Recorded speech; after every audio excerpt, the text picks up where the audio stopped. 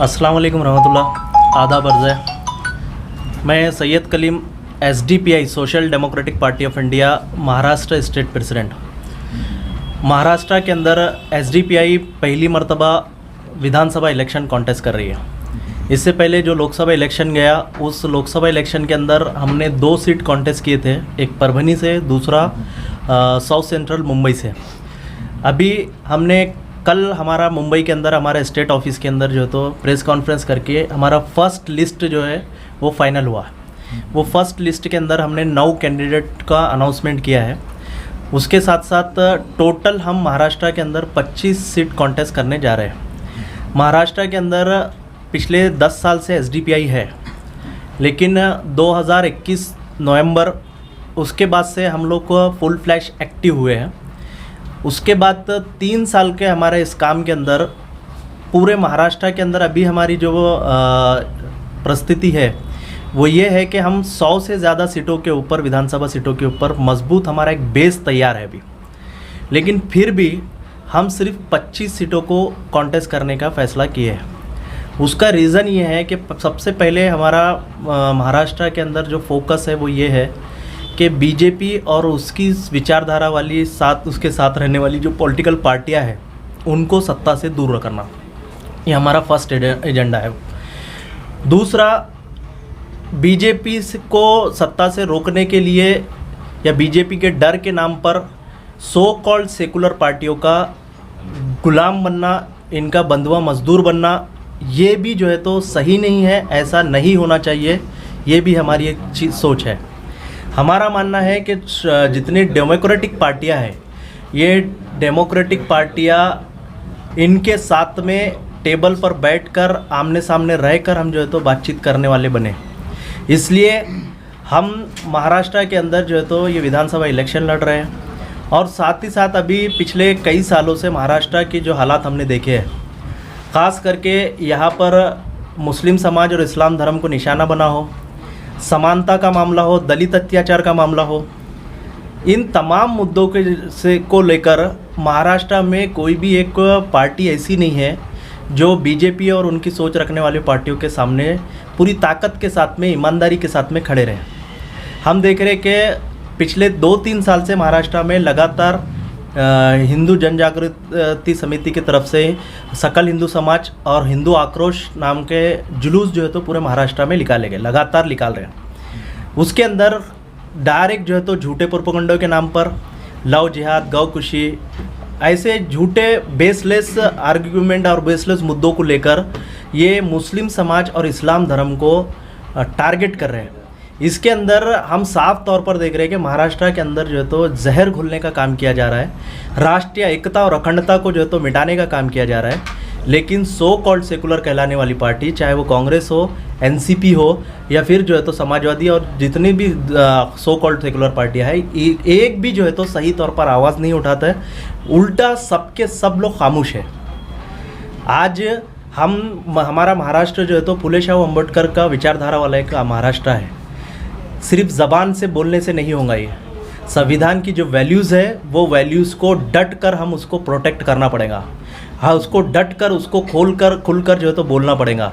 लेकिन मुस्लिम समाज को न्याय दिलाने के वास्ते, मुस्लिम समाज को बराबरी का हक़ दिलाने के लिए, मुस्लिम समाज के साथ न्याय होना, ऐसा बोलने के अंदर भी पॉलिटिकल पार्टियां जो है तो अपने अंदर एक ऐसा से कमतरी या डर महसूस करती है। कौन सी पार्टी ने बोलना चाहिए आपके हिसाब से? सबसे पहला नाम जो है तो कांग्रेस का आता है। अभी लोकसभा जो इलेक्शन हुए, ये लोकसभा इलेक्शन में 14 सीट महाराष्ट्र से लोकसभा कांग्रेस ने जीती। ये पूरे 14 के 14 सीट मुस्लिम समाज की वजह से जीते उन्होंने। इतना बड़ी कामयाबी, इतनी बड़ी पार्टी जो है तो इनको बनाने के बाद भी आज भी अगर हम देखेंगे तो लोकसभा इलेक्शन के बाद से लेके अब तक लगातार जो है तो मुस्लिम समाज के ऊपर निशाना हो रहा है, मस्जिदों के ऊपर हमला हो रहा है और मॉब लिंचिंग हो रही है, इस्लाम धर्म को गालियाँ दिया जा रहा है। ये सब हो रहा है। कोल्हापुर के अंदर मस्जिद के अंदर जो है तो मस्जिद के ऊपर हथौड़ा चला, एक बुजुर्ग चाचा को ट्रेन के अंदर मारा पीटा गया, नबी सल्लल्लाहु अलैहि वसल्लम की शान में गुस्ताखी हुई। सब कुछ लोकसभा इलेक्शन के बाद हुआ। कांग्रेस का रोल क्या है इसके अंदर? एक जुमला भी आज तक कांग्रेस ने जो है तो मुस्लिम समाज के इंसाफ के लिए कहा है क्या? आपका मकसद ये है कि ज़्यादा से ज़्यादा हम जो है तो मुस्लिम आमदार जो है तो चुनकर लेकर आए, ये मकसद है ना आपका। लेकिन अगरचे महाराष्ट्र में देखा जाए तो एमआईएम पार्टी भी है और अभी एक भारतीय एकता पार्टी भी आई है, यूपी की है वो भी, और अब एसडीपीआई भी है और कुछ अपक्ष उम्मीदवार जो मुस्लिम है वो भी खड़े होने वाले हैं। तो इन सब के बीच में आपको नहीं लगता कि सीधे सीधे फ़ायदा जो है तो बीजेपी को या अदर पार्टी को होने वाला है? अभी जैसा कि आपने कहा कि आपको लगता है कि मुस्लिम कैंडिडेट चुन के आना चाहिए। अभी जो ये सो कॉल्ड सेकुलर पार्टी, मेरा सा सवाल है, आपका सवाल जो है, आप चाहते हैं जी, हम चाहते हैं ये जो सो कॉल्ड मतलब सेकुलर पार्टियां हैं, ये सारी सेकुलर पार्टियों को मुसलमान के वोट तो चाहिए, लेकिन मुसलमान नेता नहीं चाहिए, मुसलमान कैंडिडेट नहीं चाहिए।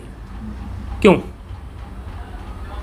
ये मेरा सवाल है, आपसे नहीं, जनता से, पूरी जनता से, कि मुसलमान लीडर क्यों नहीं चाहिए। अभी लिस्ट जारी हुई है so called secular party Congress की, उसमें आप देखो कि कितने मुस्लिम कैंडिडेट हैं।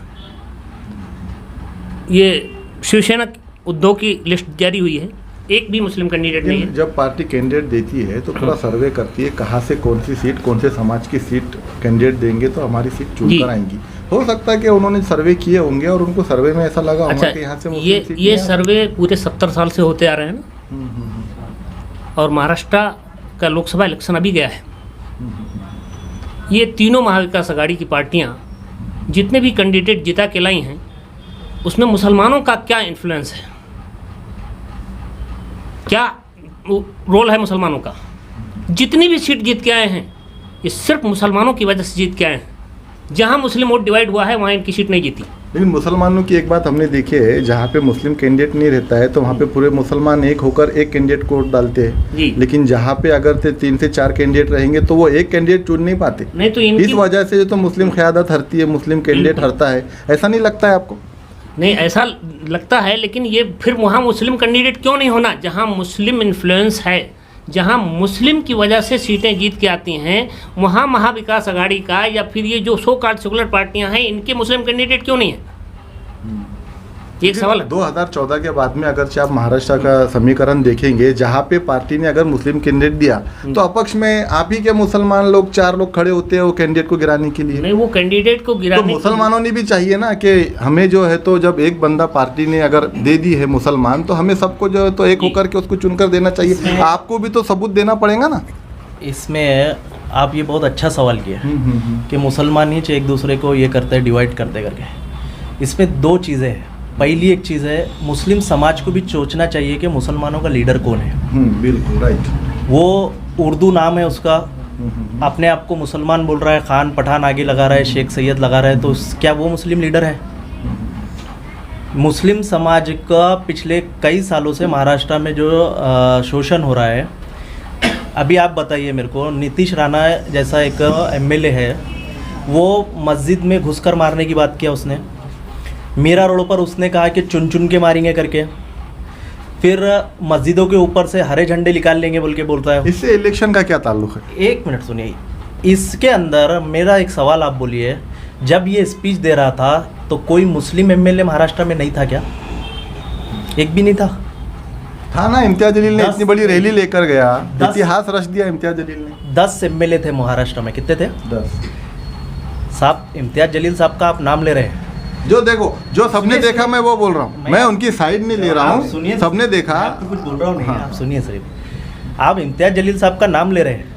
मेरा सवाल यह है कि महाराष्ट्र की विधानसभा में एमआईएम से 2 एमएलए भेजे थे, वो कहाँ हैं? फारूक शाह नाम भी लोग नहीं पहचानते। मुफ्ती इस्माइल साहब कौन सी मसले पे महाराष्ट्र के मुसलमानों की नुमाइंदगी की है आज तक उन्होंने? अबू आसिम साहब के 2 एमएलए है,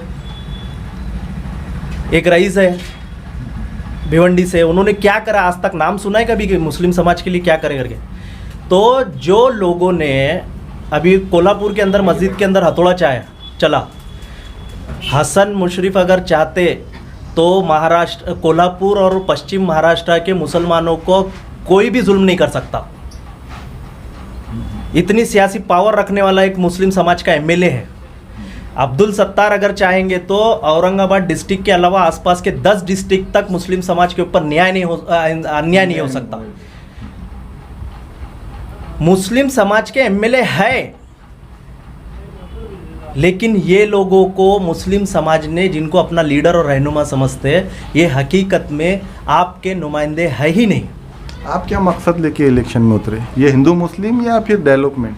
देखिए, ये जो हिंदू मुस्लिम की बात है ना, ये सेकुलर लोग जो है, सो कॉल्ड सेकुलर अपने आप को बोलते हैं, एक्चुअल में ये फासिज्म का एक उनके बहाव में आए हुए लोग हैं। उनका छोड़ दो, आप क्या बोलते हैं? उनके बहाव में आने वाले लोग ये कहते हैं कि आप क्या हिंदू मुस्लिम का मीनिंग क्या है मालूम? ये मुद्दा हमारे देश के संविधान से जुड़ा हुआ है। हमारे संविधान ने लोगों को बराबरी का हक दिया है, न्याय का हक दिया है, हर एक आदमी को इंसाफ मिलना चाहिए बोल के कॉन्स्टिट्यूशन ऑफ इंडिया कहता है। अगर हिंदू और मुस्लिम के नाम से अन्याय होता है तो ये सीधा संविधान के ऊपर हमला है, और अगर संविधान के ऊपर हमला रहेगा तो वो सबसे पहला मुद्दा हमारा रहेगा जी। अच्छा, आप दूसरा रही तरक्की की बात कर रहे हैं आप, तरक्की के नाम पे जो संविधान के साथ ईमानदार नहीं है वो तरक्की में ईमानदार रहेंगे क्या? आपसे सवाल कर रहा हूँ मैं। जो अपने समाज के साथ ईमानदार नहीं है, जो अपने समाज का नमक खाकर समाज की नुमाइंदगी नहीं करता, वो तुम्हारे साथ तरक्की में ईमानदार रहेगा? ये ईमानदार रहेंगे, आप ईमानदार रहेंगे?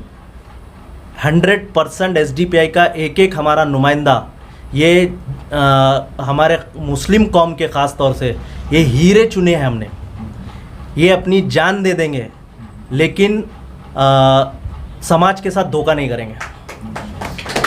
ये अपना सब कुछ लुटा देंगे, बर्बाद हो जाएंगे, लेकिन समाज को किसी किस्म का धोखा नहीं देंगे। और समाज के खिलाफ होने वाले अन्याय के लिए, अन्याय का जो जिम्मेदार रहेगा, जो जालिम रहेगा, फिर वो जालिम कितना बड़ा क्यों ना हो, कितना ताकतवर हो क्यों ना हो। हमने इलेक्शन नहीं लड़ने से पहले भी महाराष्ट्र के अंदर डंके की चोट पे आवाज़ उठाकर बताया। राज ठाकरे जब अजान का मुद्दा बोल रहा था, पूरे महाराष्ट्र में एक भी लीडर नहीं था राज ठाकरे को जवाब देने वाला। वाहिद एक पार्टी थी जिसका नाम था social democratic party of India, SDPI. किराड़पुरे में जो दंगा हुआ, वो दंगे के अंदर मुस्लिम समाज को निशाना बनाने की जैसी साजिश हुई, वो साजिश का पर्दाफाश करके अवाम के सामने सच्चाई को सामने लाने वाला कोई है तो वो नाम है social democratic party of India, SDPI. हम कुछ नहीं रह के ये कर सकते हैं जी। अब्दुल सत्तार के अपोज में कैंडिडेट उतार रहे हैं कि नहीं आप? अब्दुल सत्तार के अपोज में हम लोग कैंडिडेट नहीं उतारे। उसका रीज़न ये है कि अभी हमारा उधर बेस नहीं है, सिल्लोड़ के अंदर हमारा बेस नहीं है। लेकिन अब्दुल सत्तार साहब को भी हम एक मोहब्बत से एक पैगाम पहुंचाना चाहते हैं कि साहब समाज का नमक खाया है। कौन आया होगा आपको मत उतारो? आप समाज का नमक खाया है। बात हुई कि अब्दुल सत्तार साहब से कुछ? देखिए, बीजेपी और उनके साथ में रहने वाले पॉलिटिकल पार्टियां, इनके साथ हमारा कोई समझौता नहीं हो सकता। हम बात भी नहीं करेंगे उनसे। ये हमारी अटल लक्ष्मण रेखा है। दुनिया इधर की उधर हो जाएंगी, लेकिन हम इनके साथ ना बात करेंगे ना किसी तरह से हम कोई कंप्रोमाइज़ करेंगे। देखिए, राजनीति में कहावत है कि जब तक आप राजनीति में नहीं है तब आपको एक अलग नज़र से देखते। जब आप राजनीति में, एसडीपीआई की एक अलग पहचान थी शहर में, महाराष्ट्र में। अब आप राजनीति में उतर गए तो 20 साल पुराने गड़े मुर्दे भी उखाड़ जाते हैं। हाँ, तो अब अगरचे कोई कहेगा कि भाई इनको तो बीजेपी ने उतारा, ये तो पहले वोट सेकुलर की बात करते थे, ये तो मुस्लिम वोट फोड़ रहे हैं। अब आपके पास क्या जवाब? इसके लिए मैं कहूँगा कि मैं जो है ना, इसको हमारे को ऊपर कीचड़ उछाड़ना, हमारे को बदनाम करना, हमारे को जो है तो इल्ज़ामत लगाना, ये सारी चीज़ों को हम एक ही जवाब में बोलेंगे। हम बात करने से ज़्यादा प्रूफ करके बताओ। और रही बात हम जो बोलते हैं, तो हम जो बोलते हैं वो प्रूफ के साथ में बोलते हैं। प्रूफ किसको चाहिए? कैसे प्रूफ करके बताएंगे? क्या बीजेपी फांसीवादी पार्टी है करके? आपको सपोर्ट नहीं है बीजेपी का, बीजेपी ने नहीं खड़े करने, आपको खड़े किए। जो इल्जाम लगा रहा उन्हें सबूत करके बताया ना। अभी गफ्फार कादरी साहब ने, देखो इलेक्शन है, रूमर फैलते हैं। सुनिए, मैं गफ्फार अभी तो सब ये बोलते हैं कि भाई एमएम बी पार्टी है बीजेपी की। देखिए, गफ्फार कादरी साहब ने इम्तियाज जलील साहब के ऊपर बहुत सारे इल्जाम लगाए जी। एक रीज़न तो मैं भी मानता हूँ कि टिकट नहीं मिला बोले तो सब अंगूर खट्टे हैं, इसके अंदर कोई दो राय नहीं है। लेकिन दो चीज़ बहुत गंभीर सोचने वाली विषय है जी। इसके अंदर जवाब होना, दूसरा कुछ नहीं होना। पहला एक जवाब, इसका दानवे को जिताने के लिए, अंबादास दानवे को जिताने के लिए MIM के लोगों ने पैसे खाए। दूसरा एक इम्तियाज़ जलील को ऑपरेट कर रहे देवेंद्र फडणवीस। ये छोटी बात नहीं है, गफ्फार कादरी ने कहा है, ये छोटी बात नहीं है, बिल्कुल ये छोटा इल्ज़ाम भी नहीं है। SDPI के वास्ते ऐसा कोई इल्ज़ाम भी लगा के बताए सभी। अभी उन्होंने प्रूफ के तौर पे बताया कि इम्तियाज़ जलील को बार बार देवेंद्र फडणवीस के फ़ोन आते हैं, उन्होंने क्विक करके उसको रिसीव करते हैं। सैयद कलीम का फ़ोन आके चैलेंज करता हूँ, आके देख लो। SDPI की नेशनल क़यादत तक मैं जो है तो गारंटी लेता हूँ, हम हर तरह की कुर्बानी देंगे, हमारी पार्टी को ख़त्म करके ताला लगा देंगे, लेकिन फांसीवादियों के साथ हमारा कोई समझौता नहीं हो सकता।